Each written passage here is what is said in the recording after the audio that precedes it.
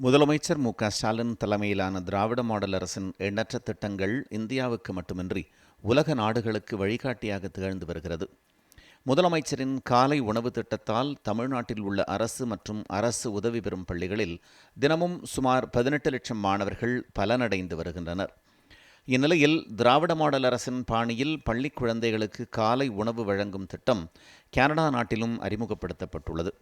இதுகுறித்து கனடா பிரதமர் Justin Trudeau வெளியிட்டுள்ள சமூக வலைதள பதிவில், குழந்தைகள் பசியின்றி இருந்தால் நன்றாக கற்றுக்கொள்வதை ஒரு ஆசிரியராக தாம் அறிந்திருப்பதாக தெரிவித்துள்ளார்.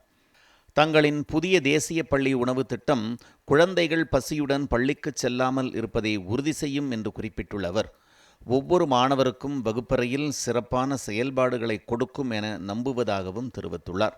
பசியின்றி இருந்தால் மாணவர்கள் படிப்பில் நன்கு கவனம் செலுத்துவார்கள் என்ற தமிழ்நாடு முதலமைச்சரின் கருத்தை கனடா பிரதமர் ஜஸ்டின் ட்ரூடோவும் அப்படியே வெளிப்படுத்தியுள்ளார் என்பது குறிப்பிடத்தக்கது. இலங்கையிலும் மாணவர்களுக்கு காலை உணவு வழங்கும் திட்டத்தை அந்நாட்டு அதிபர் ரணில் விக்ரமசிங்கே கடந்த வாரம் துவக்கி வைத்தார்.